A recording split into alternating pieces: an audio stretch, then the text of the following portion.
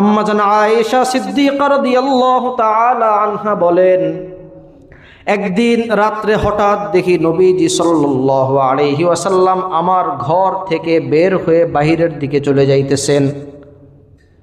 অথচ ওই দিন নবীজি আমার ঘরে থাকার কথা ছিল। আম্মা জান আয়েশা বলেন, সতীন হিসাবে আমার মনের মধ্যে সন্দেহ আসাটাই স্বাভাবিক। না জানি নবীজি অন্য কোনো স্ত্রীর ঘরে যাইতেছেন।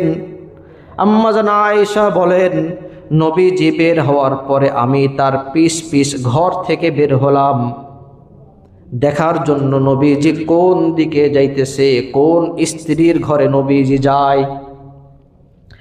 আম্মা জান আয়েশা বলেন, আমি যাইতে যাইতে এক পর্যায়ে দেখলাম নবীজি সাল্লাল্লাহু আলাইহি ওয়াসাল্লাম জান্নাতুল বাকির মধ্যে সাহাবায়ে কেরাম রিজওয়ানুল্লাহি তাআলা আলাইহিম আজমাইনদের কবরের পাশে নবীজি সাল্লাল্লাহু আলাইহি ওয়াসাল্লাম দুই হাত উঠায়া সাহাবাদের জন্য অঝোর ধারায় কান্না করতেছেন।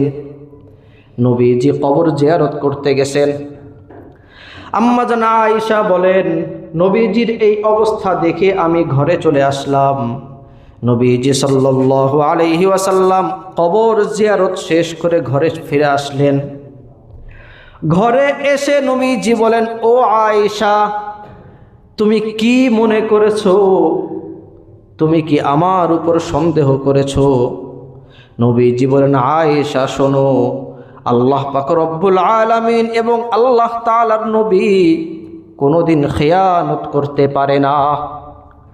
তুমি আমার উপর সন্দেহ করেছো, আমি পিছনে তোমার ছায়া দেখতে পেয়েছিলাম। আমি তোমার ছায়া দেখে তোমাকে চিনে ফেলেছি যে আমার পিছনে আয়েশা আমাকে অনুসরণ করতেছে। কেন আমার পিছন পিছন তুমি গিয়েছিলে?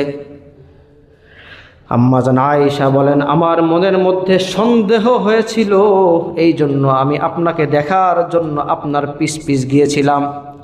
নবীজি বলেন, ও আয়েশা, তুমি কি জানো না এই রাত এমন একটা রাত, এই রাতকে বলা হয় হাদিহি লাইলাতুন নিসফি মিন শাবান।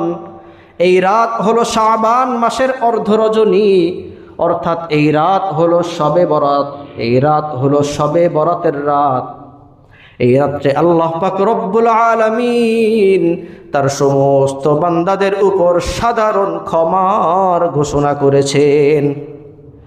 এই জন্য আমি এই শবে বরাতে চুপি চুপি কবর জিয়ারত করতে গিয়েছিলাম।